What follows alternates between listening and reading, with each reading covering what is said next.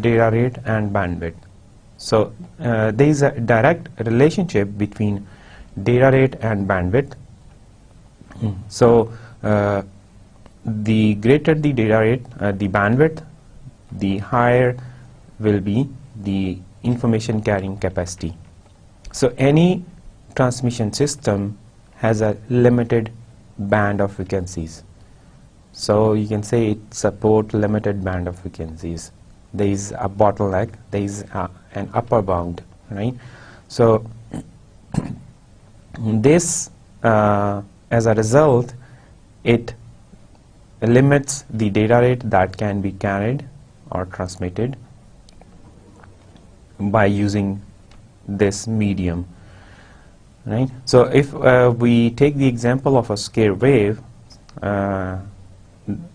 then you can